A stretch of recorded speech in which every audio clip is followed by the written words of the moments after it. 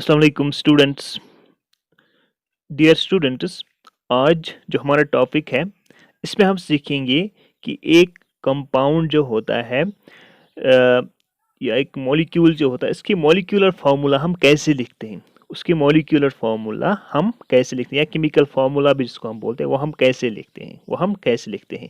यानी कि हमारा जो टॉपिक है that is writing chemical formula. जो केमिकल फार्मूला होते हैं कंपाउंड की, वो इसकी सिंबॉलिक रिप्रेजेंटेशन होती है ऑफ इट्स कंपोजिशन। जो कंपाउंड है किन एटम्स का बना है, किन एलिमेंट्स का बना है, that is given by the chemical formula of the compound है। कितने एलिमेंट्स का बना है, कितने एटम्स का बना है। सो जो केमिकल फार्मूला है इट्स ए सिंबॉलिक रिप्रेजेंटेशन यहाँ पे मैं लिखूंगा। जो दिस केमिकल फार्मूला होती है ये होती है सिंबॉलिक रिप्रेजेंटेशन। क्या होती है? सिंबॉलिक रिप्रेजेंटेशन होती है ये एक कंपाउंड की सिंबॉलिक रिप्रेजेंटेशन। ठीक है, सिंबॉलिक रिप्रेजेंटेशन होती है ये किसकी? Of A compound. इसमें जो कंपोजिशन है उसकी सिंबॉलिक रिप्रेजेंटेशन होती है। Symbolic representation of A compound chemical formula देती है symbolic representation of the composition of A compound. ठीक है, सिंपली आप याद रखिए it is a symbolic representation जो केमिकल फार्मूला होती है। लेकिन जब आप केमिकल फार्मूला लिखोगे आपको कुछ चीज़ का ख्याल रखना है, कुछ पॉइंट्स का ख्याल आपको रखना है। वो पॉइंट्स क्या हैं? जो वैलेंसीज हैं या चार्जेस हैं ऑन द आयन, चार्ज होते हैं आयन पे, वो बैलेंस होनी चाहिए। वैलेंसी या जो चार्ज है, वैलेंसीज फर्स्ट पॉइंट्स का ख्याल आपको रखना है, दैट इज वैलेंसीज। और चार्जेस जो हैं they should be balanced. Valencies और चार्जेस शुड बी बैलेंस्ड, आपको पहले ख्याल रखना है। इनके बारे में हमने कल पढ़ा है ना, वी डिस्कस्ड देम। वैलेंसीज या जो चार्जेस हैं on the ion they must be balanced. अगर आप कोई कंपाउंड ऐसा है जिसमें मेटल और नॉन मेटल, तो पहले आपको मेटल लिखना होता है, मेटल इसके बाद नॉन मेटल लिखना होता है, मेटल प्लस नॉन मेटल।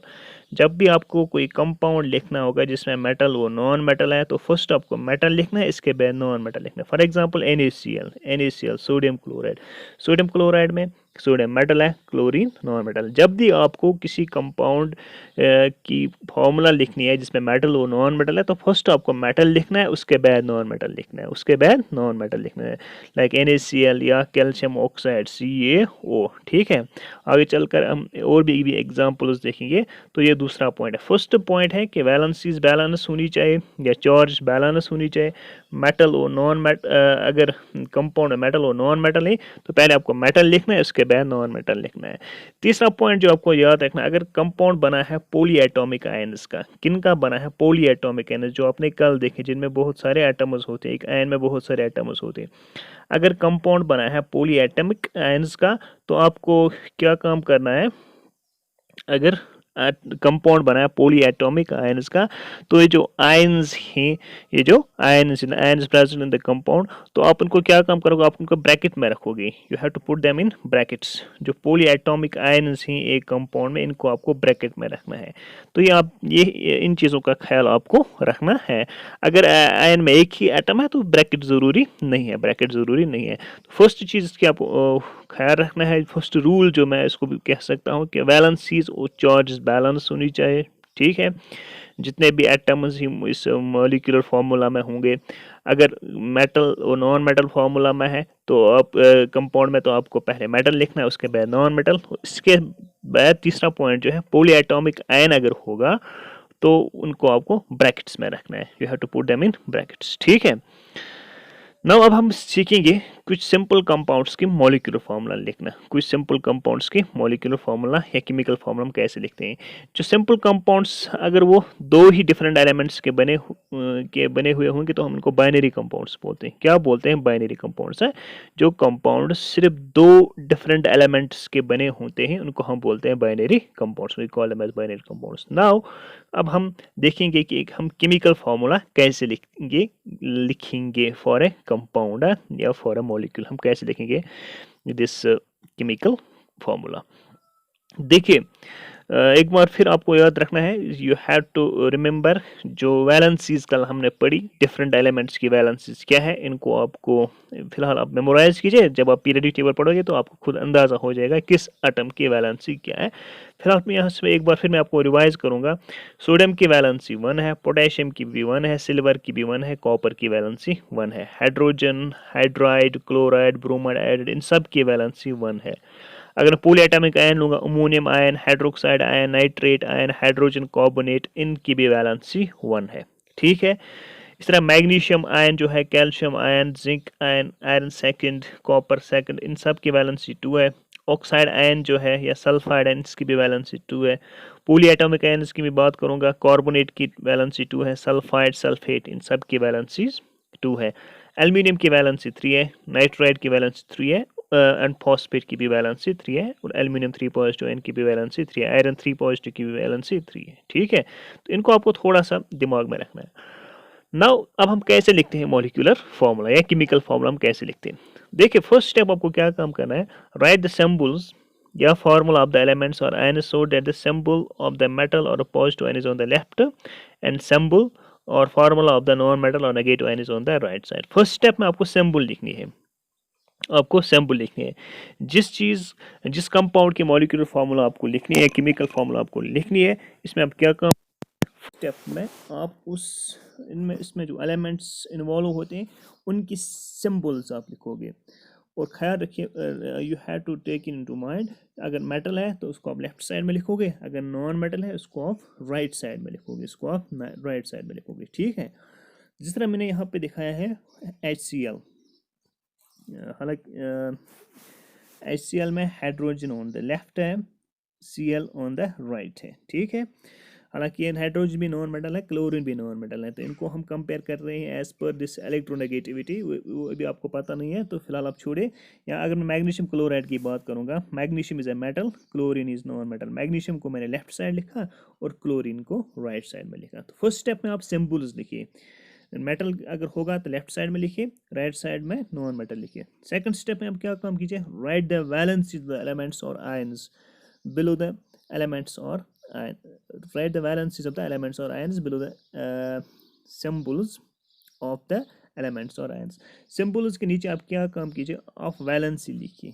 क्या लिखिए, वैलेंसी, उस एलिमेंट की वैलेंसी क्या है वो आप सिंबल्स के नीचे लिखिए। देखिए यहाँ पे मैंने HCl लिखा, हाइड्रोजन की वैलेंसी 1 है, भी मैंने आपको दिखाया था, क्लोरीन की भी वैलेंसी 1 है, तो नीचे मैंने इनको वैलेंसी लिखी। यहाँ पे भी हाइड्रोजन सल्फाइड है, हाइड्रोजन की वैलेंसी 1 है, सल्फर की वैलेंसी 2 है। ठीक, मैग्नीशियम की वैलेंसी 2 है, क्लोरीन की वैलेंसी 1 है, ये आप चेक कर सकते हो उस टेबल में। कार्बन की वैलेंसी 4 है, क्लोरीन की वैलेंसी 1 है। तो मैंने पहले जो फार्मूलाज हैं उनकी सिंबल्स लिखी है ना, जो कंपाउंड है उनकी सिंबल्स के नीचे फिर मैंने उनकी वैलेंसीज लिखी। थर्ड स्टेप में क्या काम करोगे, cross over the valencies of the combining ions. अब आपको क्रॉस करना है, अब आपको क्रॉस करना है, यानी कि जो क्लोरीन की वैलेंस है वो आपको हाइड्रोजन को देनी है, हाइड्रोजन की वैलेंस है आपको क्लोरीन की, जो मैंने यहाँ पे क्रॉस बनाया है ना, ऐसे आपको क्रॉस करना है, ऐसे आपको क्रॉस करना है। यहाँ पे भी सल्फर की वैलेंस आपको हाइड्रोजन को देनी है और हाइड्रोजन की वैलेंसी सल्फर को देनी है। यहाँ पे मैग्नीशियम की वैलेंसी आपको क्लोरीन को देनी है और क्लोरीन के मैग्नीशियम को आपको क्रॉस ओवर करना है। ठीक है, क्रॉस ओवर करना है। एक चीज़ का ख्याल रखना, अगर पॉली एटॉमिक आयन होंगे तो इनको आपको ब्रैकेट में रखना है। इन एग्जांपल्स में भी कोई पॉली एटॉमिक आयन नहीं आया। तो अब क्या बनेगी यहाँ पे फॉर्मूला, हाइड्रोजन को क्या हो जाएगा मल्टीपल 1, क्लोरीन को भी मल्टीप्लाई हो जाएगा 1, तो ये बनेगा H1, ऐसे H1Cl1।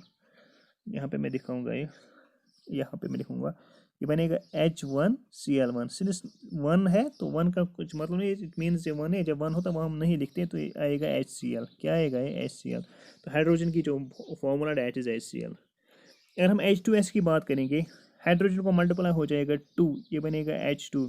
तो सल्फर को मल्टीप्लाई हो जाएगा 1, क्योंकि है ना क्रॉस ओवर में, इसको मल्टीप्लाई हो जाएगा 1, वी विल गेट H2S। तो ये इसकी मॉलिक्यूलर फॉर्मूला बनेगा। इस तरह यहाँ पे मैग्नीशियम को मल्टीप्लाई हो जाएगा 1, Cl को मल्टीप्लाई हो जाएगा 2, we will get MgCl2। Carbon को मल्टीप्लाई हो जाएगा 1 यहाँ पे, एंड क्लोरीन को मल्टीप्लाई हो जाएगा 4, you will get CCl4, you will get CCl4। ठीक है, और भी हम एग्जांपल्स देंगे। फॉर्मूला कैल्शियम ऑक्साइड, कैल्शियम की सिंबल है Ca, ऑक्साइड की सिंबल है O। कैल्शियम की वैलेंसी क्या है 2, ऑक्सीजन की भी वैलेंसी है 2। कैल्शियम की जो सिंबल है वो Ca था और ऑक्सीजन का सिंबल जो है that is O।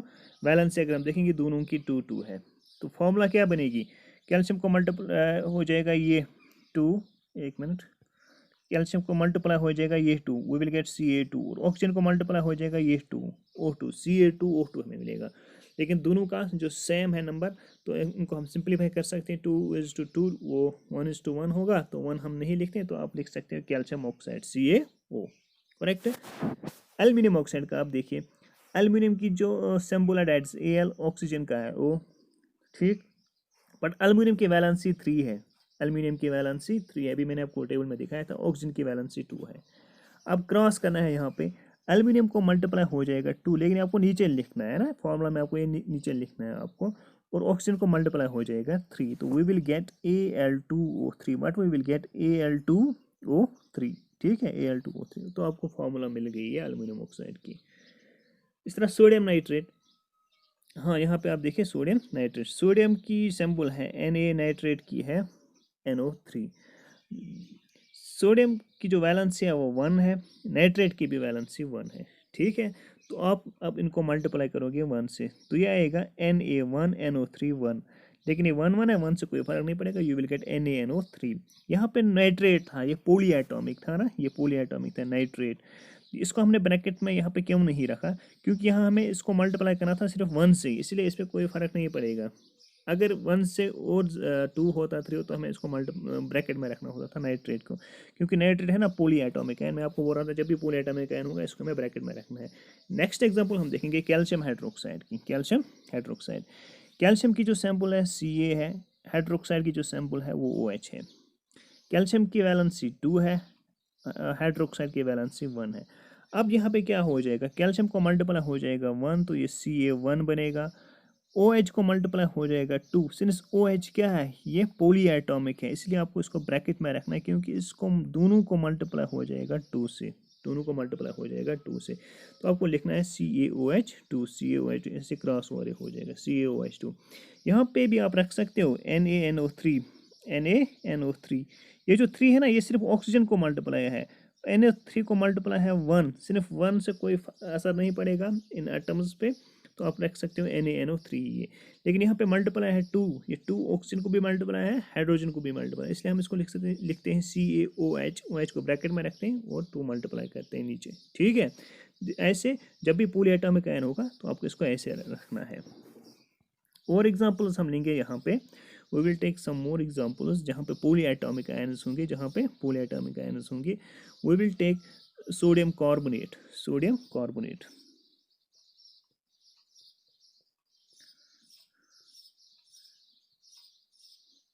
Sodium carbonate में पहले जो सिंबल्स हमें लिखने हैं एटम इन एलिमेंट्स के या आयन्स के, तो सिंपल आप क्या लिखोगे, सोडियम की है Na और कार्बोनेट की है CO3, ठीक है, कार्बोनेट की जो सिंबल है दैट इज CO3। सोडियम की जो वैलेंसी है यू नो दैट इज 1, या वैलेंसी है चार्ज भी आप बोल सकते हो, इसकी जो चार्ज है या वैलेंसी है दैट इज 1। कार्बोनेट की जो वैलेंसी है ना that is 2, that is 2, that's 2। अब क्या काम करना है, इसके बाद क्रॉस ओवर करना है, सोडियम को मल्टीप्लाई हो जाएगा 2 एंड कार्बोनेट को मल्टीप्लाई हो जाएगा 1। सिंस कार्बोनेट है एक बार फिर ये पोली एटॉमिक आयन है, बट इसको मल्टीप्लाई किससे हमें करना है 1 से, इसलिए ज़रूरी नहीं है इसको ब्रैकेट में रखना। अगर इसको 1 से ज़्यादा किसी से मल्टीप्लाई होता तो हम इसको ब्रैकेट में रखते, तो ये बनेगा Na2CO3, ये N है यहाँ पे, Na2CO3 sodium carbonate, sodium carbonate, ठीक है। नेक्स्ट इज एक और एग्जांपल हम लेंगे ammonium sulphate, ammonium sulphate, ammonium sulphate, ammonium sulphate में SuLPHAT है ये।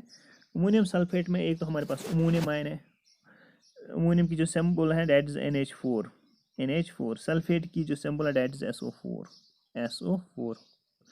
अमोनियम जो है ना, इसकी जो सिंबल है that is NO4 and sulphate की जो सिंबल दैट इज SO4, ठीक है।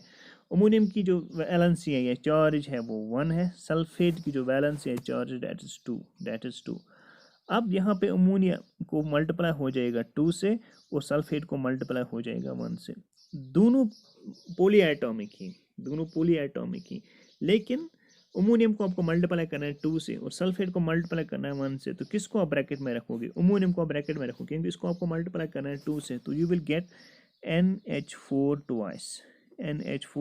ट्वाइस और SO4 को आपको मल्टीप्लाई करना है 1 से। तो आप ब्रैकेट में भी रख सकते हो, ज़रूरी नहीं है कि आप ब्रैकेट से बाहर भी रख सकते हो। तो ये है ये पॉली एटॉमिक आयन्स के symbol. This is how you write the molecular formula या chemical formula of this compounds. याद रखना है, फर्स्ट आपको सिंबल लिखनी है। अगर मेटल है तो लेफ्ट साइड में मेटल लिखोगे फर्स्ट, इसके बाद राइट साइड में नॉन मेटल लिखोगे। नीचे आप क्या काम करोगे? उनकी सिंबल्स लिखोगे, उनकी वैलेंसेस लिखोगे। सिंबल्स के नीचे आप वैलेंसेस लिखोगे। इसके बाद थर्ड स्टेप आप उनको क्रॉस वर्क करोगे। यानी कि अगर मैं यहाँ पे एक बार फिर दिखाऊंगा आपको Mg और Cl का, मैग्नीशियम की वैलेंसी क्लोरीन को मल्टीप्लाई हो जाएगी और क्लोरीन की वैलेंसी मैग्नीशियम को मल्टीप्लाई हो जाएगी, यानी कि MgCl2 बनेगा, ये Cl2 बनेगा। This is how you right chemical formula. आपको इसमें प्रैक्टिस करनी है घर पे। अगर कहीं पे आपको कोई मुश्किल हो जाएगा तो आप मुझे बोलिए, आप कमेंट भी कर सकते हो इस वीडियो के नीचे, तो मैं आपको फिर वो क्लियर वहाँ पे करूँगा। ठीक है, एंड थैंक यू।